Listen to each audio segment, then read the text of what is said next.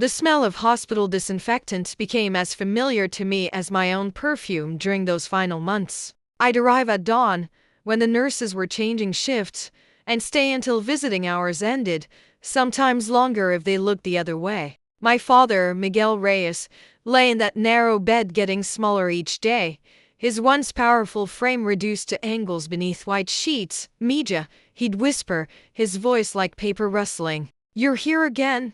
Where else would I be, Papa?" He'd smile then, that crooked smile I'd known my whole life. The one that used to light up our kitchen when he came home from his construction job, dirt under his nails and pride in his eyes. Now his eyes were dim, yellowed at the edges. Fighting against a cancer that had spread from his pancreas to everywhere that mattered, my brother Daniel came on Sundays, always with his wife Rebecca and their twin boys, 11 years old and loud with the kind of health Papa no longer possessed. They'd stay an hour, maybe 90 minutes, the boys fidgeting in the corners, Daniel checking his phone, talking about his real estate business, the market, interest rates. Things that seemed so distant from this room where death was setting up residence. My sister Sophia visited less. She lived 3 hours away in Portland, managing a boutique hotel, and her visits felt like obligations ticked off a list. She'd sit stiffly in the chair by the window, asking Papa if he needed anything, her eyes already planning her exit.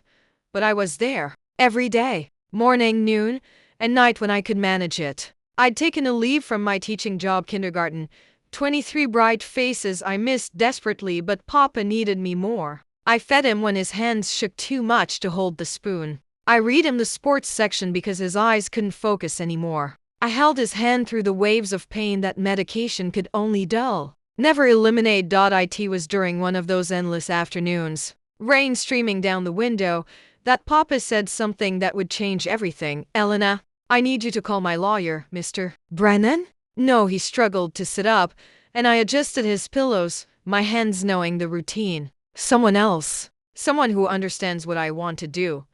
That's how I met Thomas Walsh. A compact man in his 60s with kind eyes and a briefcase that looked older than me. He came to the hospital 3 times over 2 weeks. Always professional, always patient as Papa explained what he wanted.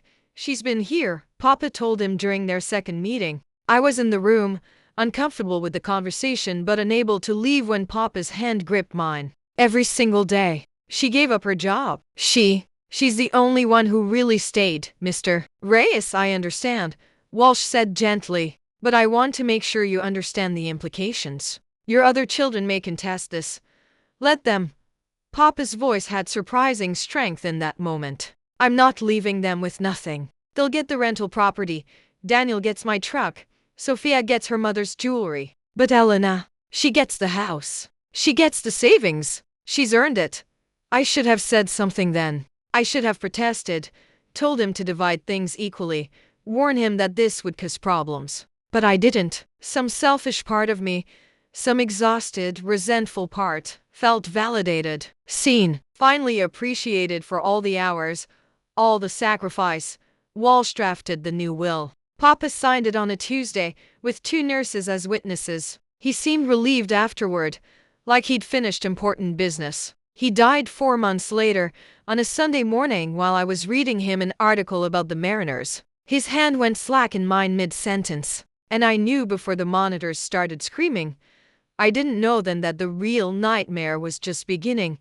We gathered in Thomas Walsh's office 3 weeks after the funeral. The grief was still raw, bleeding at the edges, but there was business to handle. Papa's affairs needed settling. Daniel arrived first, as always, with Rebecca. He wore a suit, navy blue, expensive. His real estate career had treated him well. He nodded at me, professional, distant. We hadn't spoken much since the funeral. Just logistics about the service, the burial, the obituary. Sophia came 15 minutes late. Her hair shorter than I remembered, dyed a shade of auburn that looked almost burgundy in the office's fluorescent lighting. She hugged me briefly, mechanically, then took a seat across the table.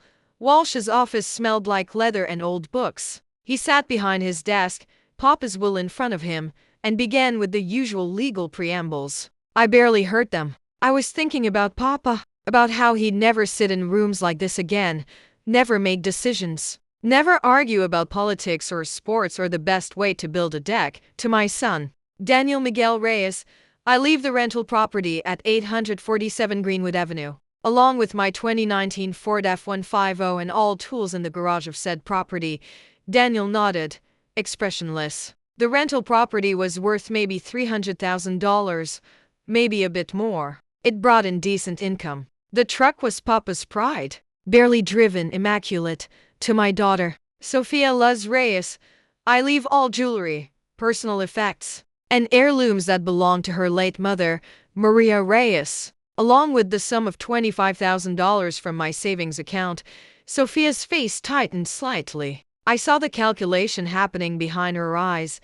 To my daughter, Elena Rosa Reyes, I leave the family home at 1523 Maple Street. All remaining funds in my savings and checking accounts.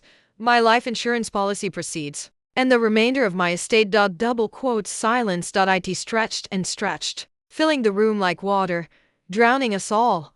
I'm sorry, Daniel said finally, his voice very calm, very controlled. Can you repeat that last part? Walsh did. He explained that the house was valued at approximately $450,000, that Papa's savings totaled $180,000. That the life insurance was $200,000, combined with some stocks and bonds. I was inheriting somewhere in the vicinity of $875. Oh, this is bullshit, Sophia said. She never cursed. Neither did I. We were raised better than that. As Papa used to say, this is what your father wanted, Walsh said quietly.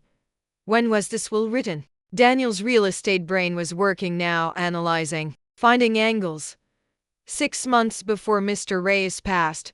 6 months. Daniel looked at me then, really looked at me, and I saw something I'd never seen in my brother's eyes before. Suspicion, anger. When Elena was there every single day. I started, but Sophia cut me off. Didn't what? Didn't manipulate a dying man? Didn't convince our father, while he was on morphine and barely coherent, to give you everything? He wasn't incoherent, I said, my voice shaking. He knew exactly what he was doing. Did he? Daniel leaned forward. Or did you plant ideas in his head, day after day, week after week, whispering that you were the only one who cared, the only one who deserved anything? That's not what happened. Then explain it, Sophia demanded. Explain why he'd leave you almost everything when you're the one with no kids, no spouse, no one to support. Daniel has a family. I've worked my ass off building a career. What have you done besides sit in a hospital room? The words hit like physical blows. I felt tears burning, fought them back. Your father's reasoning is explained in his will, Walsh interjected, his professional voice trying to restore order. He felt that Elena's dedication during his final illness warranted. Oh, please. Sophia stood up. He was dying. He wasn't thinking clearly. This isn't fair. And you know it. Fair? I found my voice then. Found something harder underneath the hurt. Fair? Where were you when he was vomiting blood at 2 a.m? Where were you when he couldn't remember our names for 3 days straight after that second round of chemo? I was there. Every single day. Because you didn't have anything else, Daniel said, and his cruelty was somehow worse for being delivered in such a level tone. No career to speak of, no family, no life. Of course you were there. You had nowhere else to be. I left the office then. I grabbed my purse and walked out, Walsh calling after me, something about documents to sign, procedures to follow. I didn't care. I made it to my car before I started sobbing, great gasping heaves that left me shaking. Papa's house, my house now, apparently was dark when I got home. I sat in the driveway for 20 minutes before I could make myself go inside, to the rooms that still smelled like him, like coffee and Old Spice and the eucalyptus lotion I'd rubbed on his dry skin during those final weeks. I didn't know it yet, but that was the last time I'd enter that house without fear. The legal papers arrived 6 weeks later. Petition to contest last will and testament. The header read, in font that somehow looked aggressive even in Times New Roman, Daniel and Sophia had joined forces. They were challenging Papa's will on grounds of undue influence, lack of testamentary capacity, And this one stung especially: elder abuse through financial exploitation. They're claiming you coerced him, my lawyer explained. I'd had to hire my own now, a woman named Janet Chen who specialized in probate litigation. She was sharp, tough, and expensive. They're saying your father wasn't of sound mind when he changed his will, that you isolated him from other family members, and that you manipulated him during a vulnerable time. That's insane. Is it? She wasn't being cruel, just direct. From a legal standpoint, they have arguments. The timing is suspicious: a major change to his estate plan very late in life, while seriously ill. You were the primary caregiver, which gave you access and influence. They're going to paint a picture of an isolated, sick man being controlled by one child while the others were kept at arm's length. I never kept them away. Can you prove that? Are there texts inviting them to visit? Emails? Phone records showing you encouraged their involvement? I thought about it. Realized with sick certainty that no, I probably couldn't prove that. Because I'd been so exhausted, so overwhelmed, that I hadn't thought to document family dynamics. I'd just lived them. What happens now? I asked. Now we go to court. And I have to be honest with you, Elena, these cases can go either way. Even if you win, it'll cost you, financially and emotionally. You're looking at tens of thousands in legal fees, months of litigation, and a trial where your brother and sister will testify that you're essentially a predator who took advantage of your dying father. I thought about Papa then, about how proud he'd been when I graduated from college, first in our family to do so. How he'd cried at my mother's funeral and held my hand through his own grief. How he'd taught me to drive in that F-150 Daniel now owned, patient through my jerky stops and nervous turns. He wanted me to have this, I said quietly. He told me so, multiple times. It wasn't about the money. He wanted me taken care of because I'd taken care of him. Then we fight, Janet said. But understand, this is going to get ugly. She wasn't exaggerating. The deposition was scheduled for a Tuesday in January. I sat in a conference room across from Daniel and Sophia's lawyer, a woman named Patricia Holbrook who had ice in her veins and 20 years of experience tearing apart contested wills. Miss Reyes, how many hours per day would you say you spent with your father during his final 6 months? I don't know exactly. Several hours. Most of the day when I could. Most of the day. And during this time, did your siblings visit? Yes. How often? Daniel came on Sundays usually. Sophia when she could get away from work. So you had significantly more access to your father than either of your siblings? I wouldn't phrase it that way. How would you phrase it? I was there more because he needed someone there. And I could be. Because you'd quit your job. I'd taken a leave of absence. Unpaid? Yes.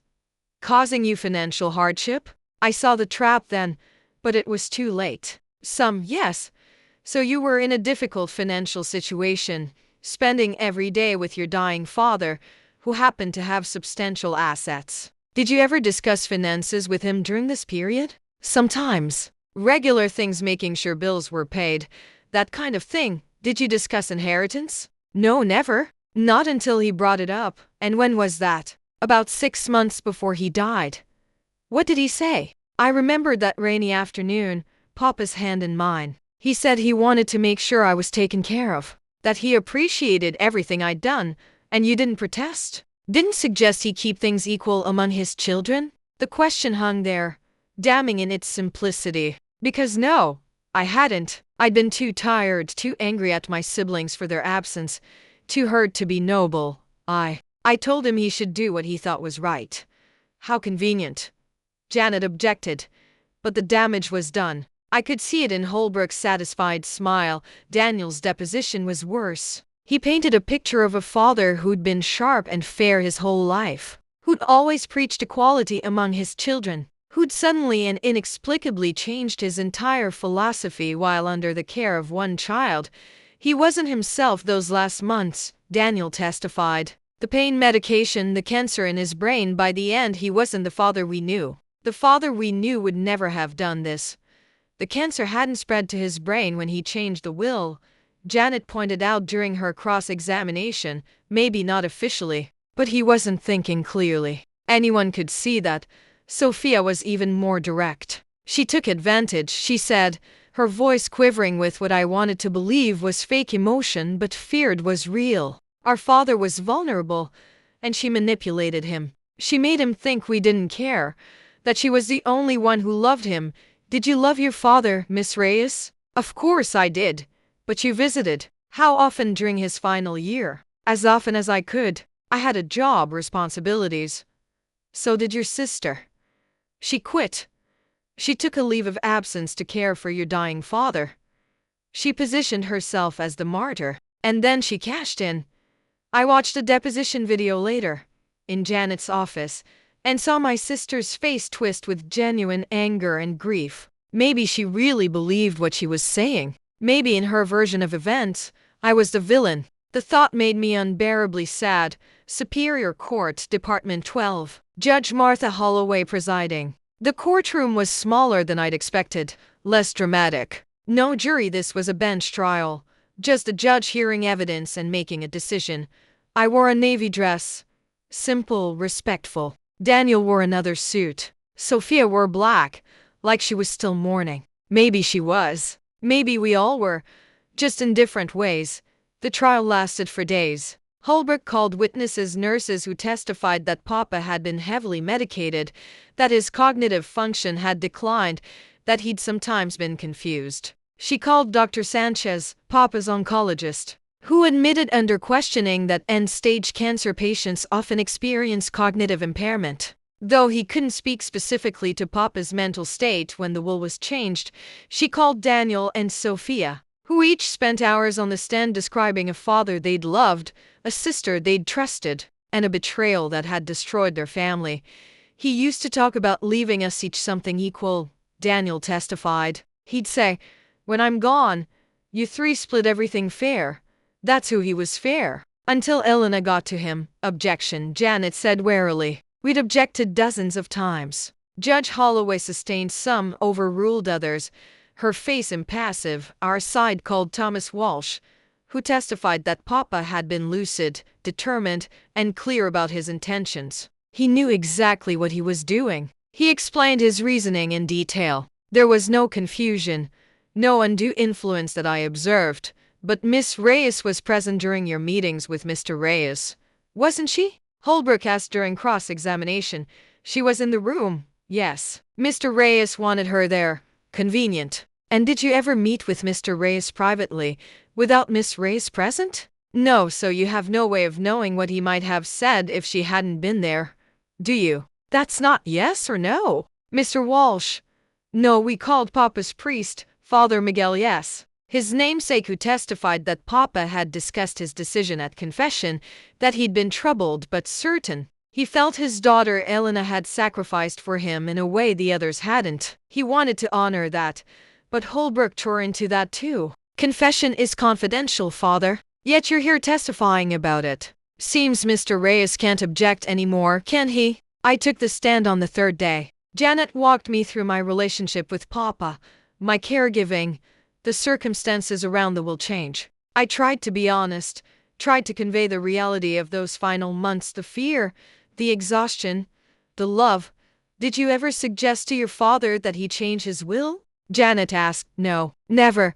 Did you ever say anything to discourage your siblings from visiting? No. Did you isolate your father from his other children? Absolutely not. Then Holbrook stood up, and I understood why she was so expensive. Miss Reyes, you testified that you never discussed inheritance with your father until he brought it up. Is that correct? Yes, but you'd thought about it, hadn't you? What? You'd thought about the fact that you were giving up your income, spending your days caring for him, while your siblings maintained their careers. You must have wondered whether that sacrifice would be acknowledged. I didn't do it for money. I didn't ask if you did it for money. I asked if you thought about it. Everyone thinks about things like that. It doesn't mean so you did think about it. You did consider that your sacrifice, as you call it, should be compensated. That's not what I said. But it's what you meant, isn't it? You kept score. Every visit you made that your siblings didn't. Every night you spent at the hospital while they slept in their own beds. You added it up. And then when your father was at his weakest, You collected. Objection. Janet was on her feet.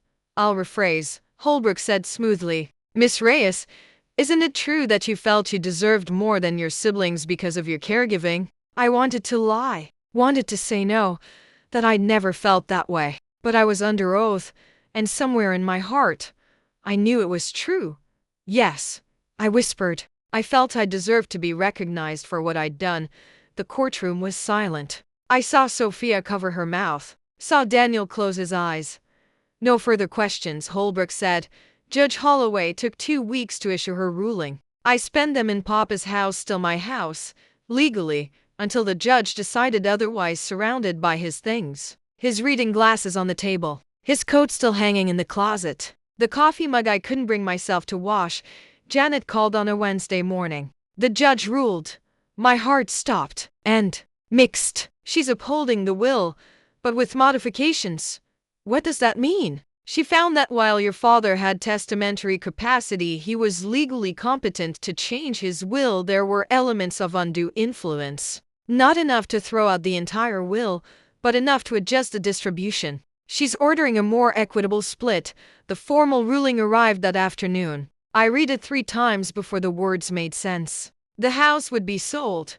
Proceeds divided 40% to me, 30% to Daniel, 30% to Sophia. The savings and life insurance would be split equally among the 3 of us. I'd keep some additional amount, about 75, in recognition of my caregiving, but the massive imbalance Papa had created was erased. She basically redid your father's estate plan for him, Janet explained when I called her numb. She decided what was fair rather than what he wanted. That's the danger of contested wills. Judges have broad discretion in these cases.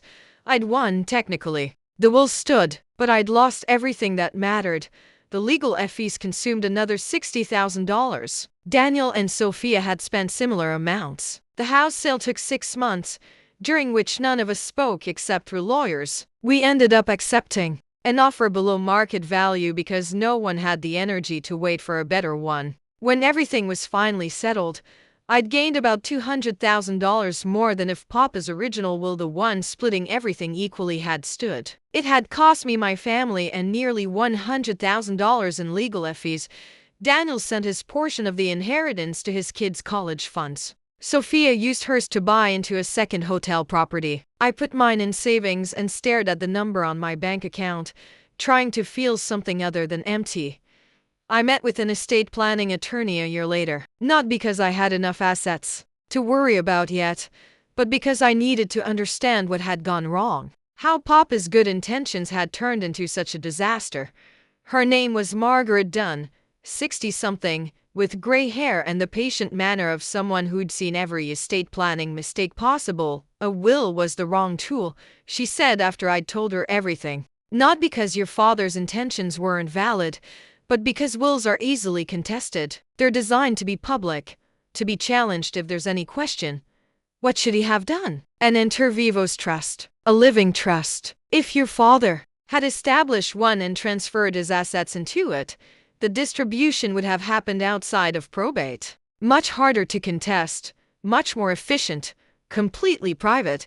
She pulled up a chart on her computer. Look at this. With a properly structured trust, your father could have designated you as trustee, specified exactly how assets should be distributed, and included provisions explaining his reasoning. Even if your siblings had tried to challenge it, they'd have faced much higher legal barriers.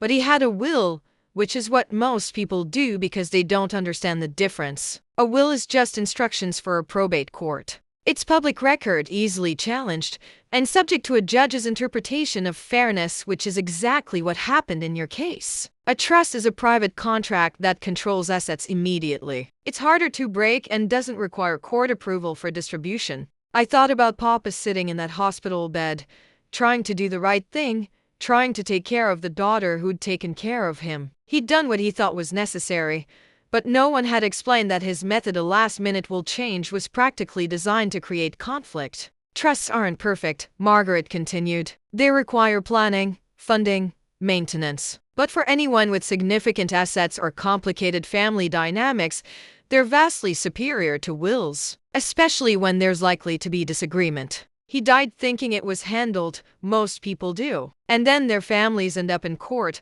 spending their inheritance on lawyers, destroying relationships over money that was supposed to help them.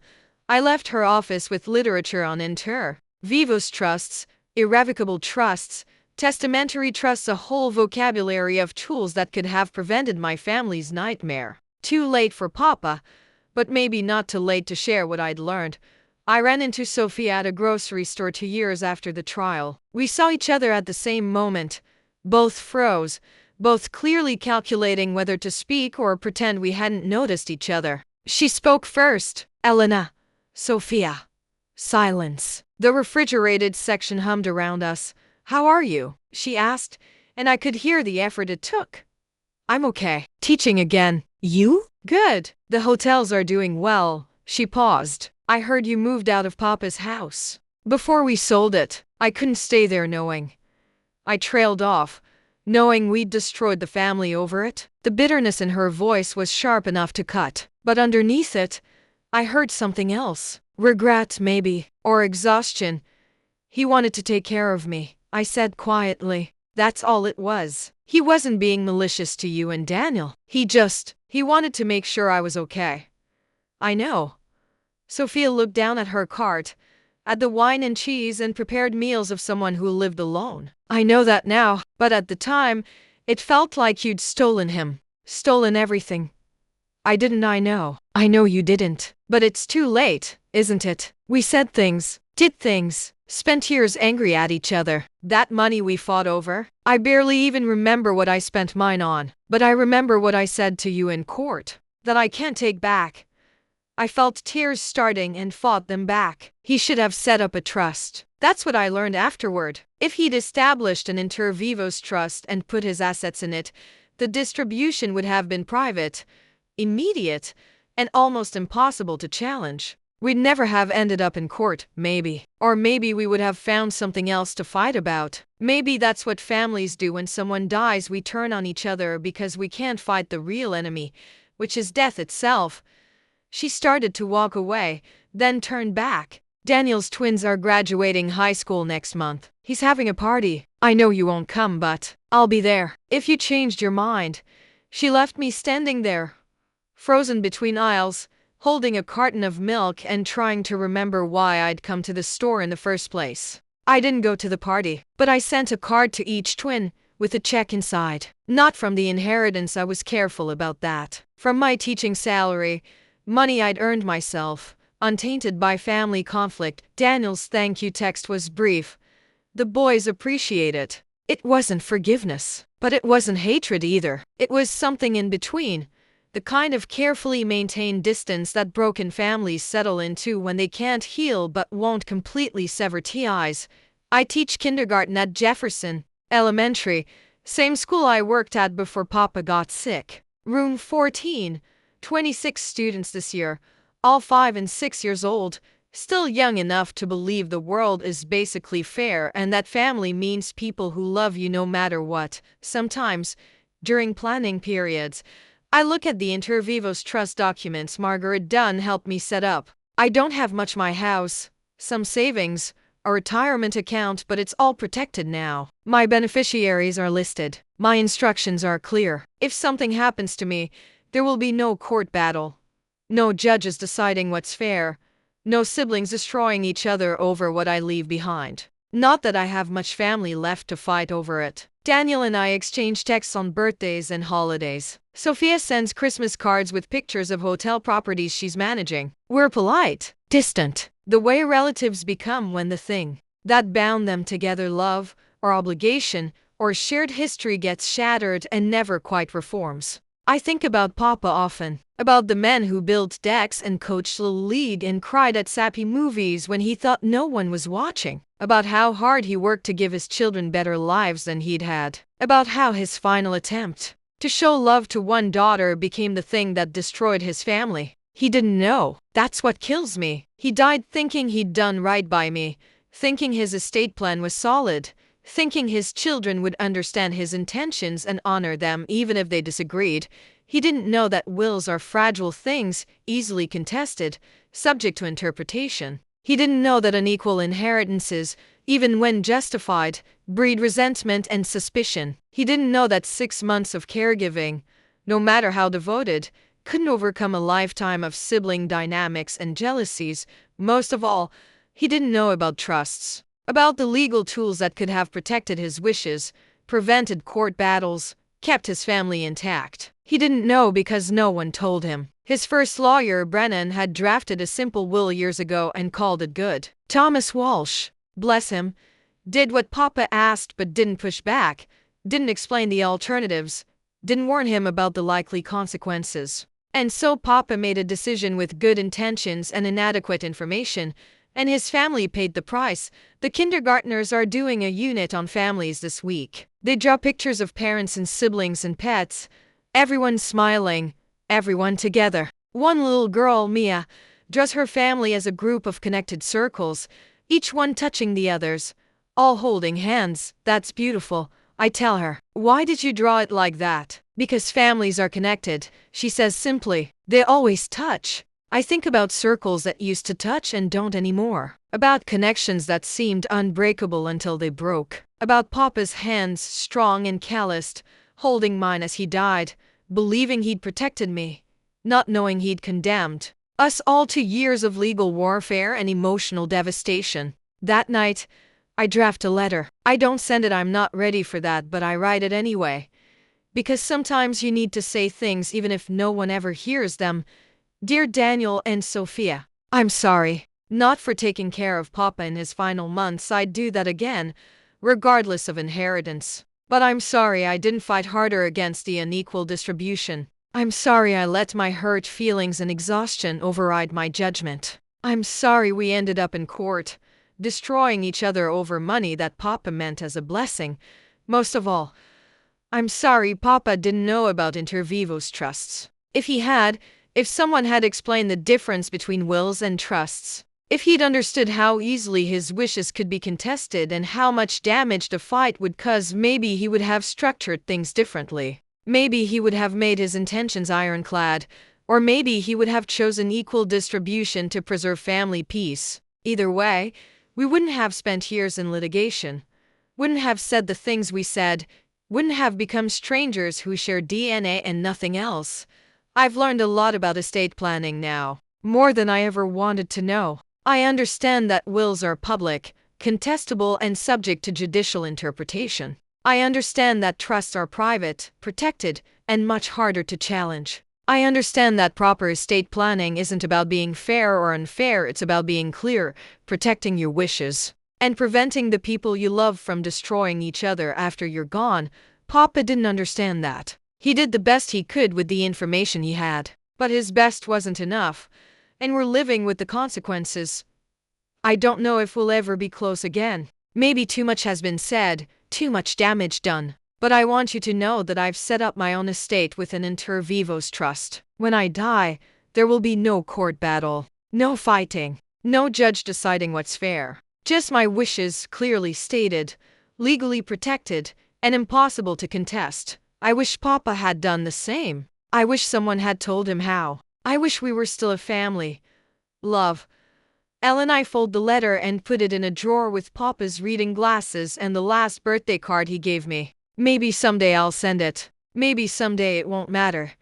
But the lesson remains, stark and painful and real. Wills are fragile. Families are fragile. Good intentions without proper legal protection are just recipes for disaster. If you love your family, really love them, you don't leave them a contested will and years of litigation. You don't leave them with questions and resentment and judges deciding what you really meant. You set up an inter vivos trust. You transfer your assets into it. You make your wishes absolutely clear and legally binding. You protect the people you love from having to fight over what you leave behind. Papa couldn't teach me that lesson in life, but in death, through pain and loss and destroyed relationships, he taught it anyway. I just wish the tuition hadn't been so high. It's been 5 years since the trial. I'm still teaching, still living alone, still trying to rebuild something resembling a normal life from the wreckage of those courtroom months. Last week, one of my fellow teachers, Mary, mentioned her father had been diagnosed with late-stage lung cancer. She was taking time off to care for him, arranging hospice, preparing for the end. Has he updated his estate plan? I asked. She looked surprised by the question. I think he has a will somewhere.